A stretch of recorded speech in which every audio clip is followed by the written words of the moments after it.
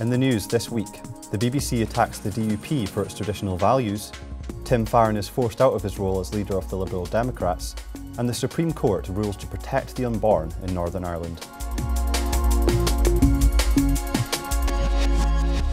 Hello. Vicious attacks on the pro-life and pro-marriage views of the DUP have been denounced by evangelicals and atheists alike. In recent days, the BBC has openly mocked the DUP for its stance on same-sex marriage and abortion. BBC Radio 4 presenter John Humphreys laughed when a former MLA said the DUP was a compassionate party and claimed that most people think they are intolerant. The BBC website also ran a sizable feature highlighting cartoons which ridicule the party. Northern Ireland director of the Evangelical Alliance Peter Linus and atheist commentator Brendan O'Neill both defended the right of the DUP to hold socially conservative views. O'Neill criticised the intolerance of London-based liberals who fail to appreciate that some people are religious. They have traditional views.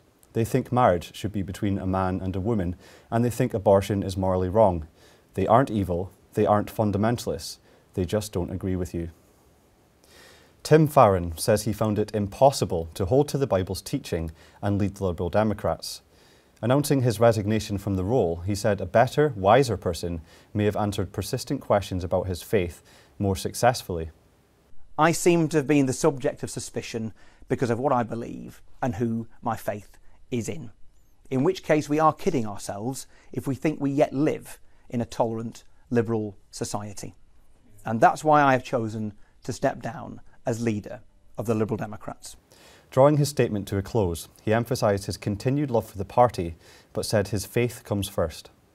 Imagine how proud I am to lead my party, and then imagine what would lead me to voluntarily relinquish that honour. In the words of Isaac Watts, it would have to be something so amazing, so divine, it demands my heart, my life, my all. BBC Look North asked the Christian Institute's Simon Calvert if this was a sign that the Christian faith is being pushed out of the public square. It's tragic that he's being forced out of his job because of intolerance towards those beliefs which are shared by millions of people.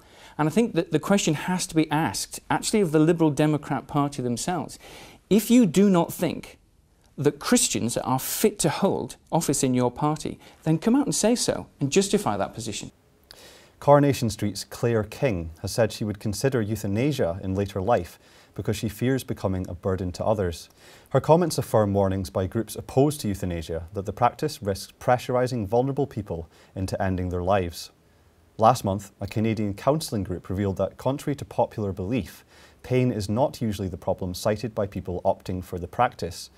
Spokesman for Compassionate Community Care, Alex Shadenberg, said it was the fear of being a burden and of having no purpose that often came up, as well as the fear of dying alone.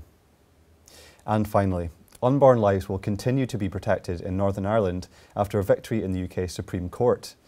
5 judges considered the case of a mother and daughter who want free NHS abortions to be extended to the province. The judges ruled against the legal action, and the result has been praised by pro-life campaigners. The Iona Institute said Northern Ireland should be proud of its life-saving abortion law, adding that the province was right to reject the permissive British abortion model.